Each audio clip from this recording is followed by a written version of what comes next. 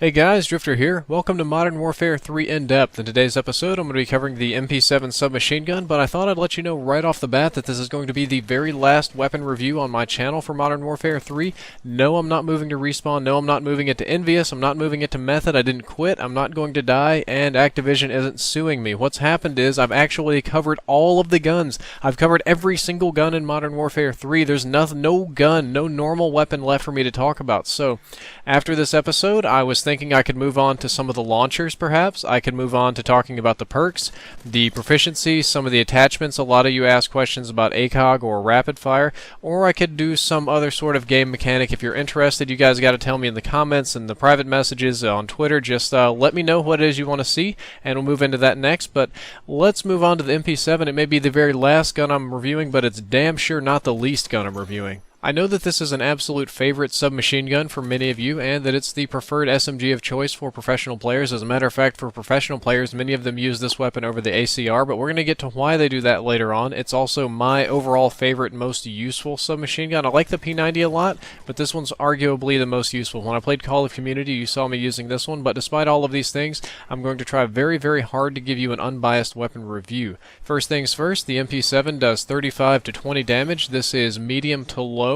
It's not the lowest among submachine guns, but it's also not the highest. It's just barely less than medium. What this is going to mean for you guys is that it's going to take somewhere between 3 and 5 shots to kill, depending on your range. That's going to be 3 shots in close quarters combat and 5 at a distance. However, it has a standard headshot multiplier of 1.5, but since the damage is kind of low, it's going to take between 3 and 4 headshots to kill, so I don't normally go for headshots with this weapon. The MP7 fires at 895 rounds per minute. This is somewhere in between average and high for submachine guns. It's not as high as the PP90, it's definitely not as high as the PM9, but it does beat out the MP5, UMP, and P90. It's actually very, very close to the fire rate on the P90, but slightly higher.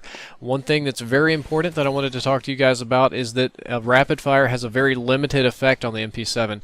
Rapid fire will only boost your rate of fire by approximately 11% on the MP7. Most of the other weapons it does around 25%, but I have to do rapid fire in its own special episode along with other weapon fire rates because there are a lot of exceptions to this rule. The MP7 here is just the most notable one, so I thought you guys should know about it. If you still like that 11% boost, that's good for you. Normally, since it's not doing what it does with other weapons, I pass on rapid fire and opt for other attachments.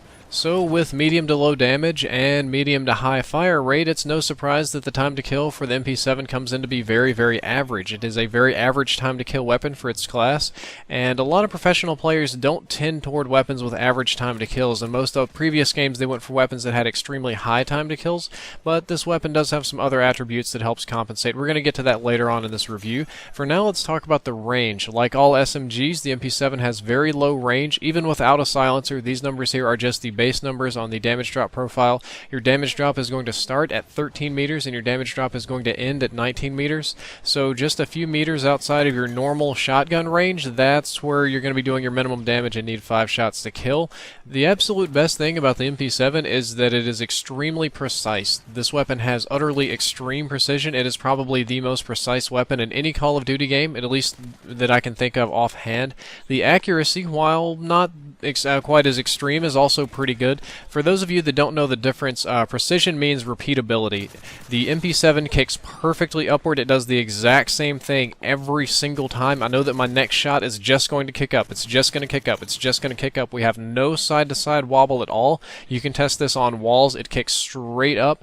The accuracy, not quite as good. If you just hold down the trigger, it'll go off target pretty bad. But since all it does is kick straight up and you don't have to worry with your side-to-side wobble, what most people do, myself included, is you hold down the trigger or the mouse key and you pull down on the joystick or down on the mouse, and it recenters perfectly. You can shoot this weapon like a laser beam because the recoil is so very easy to master. The next little bit is somewhat subjective, but I do think that it has the best iron sights among submachine guns. They're clear, the dot in the middle is very accurate, that's where your bullets go. You put that dot on people's heads, the bullets go into their head, you put it into their feet, it goes into their feet. There's not a lot of sway from the sight, there's not a lot of view kick, it's not too obtrusive, you can see your targets very clear, so I say this has the best SMG iron sights. The reload time is a little bit on the slow side. Your normal reload animation, depending on whether you have bullets in the magazine or not, is going to average around to 3 1/3 seconds. Your reload cancel time is what's a little bit on the slower side of things for submachine guns at 2.16 seconds, but most people run this class with sleight of hand because they like that fast weapon swapping, that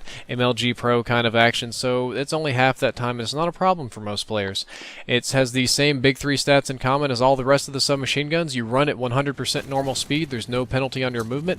Your aim down sights time is 200 milliseconds or 0.2 seconds, and your zoom is 1.2x. Another quirk of note is that it has a very large 40-round magazine. This is not as large as the P90's magazine, but it is better than the PP90 and all of the rest of the submachine guns. If you like to bullet hose people, if you like quad feeds, if you don't like reloading, if you're scared of reloading and think you're going to die, this is a pretty good weapon.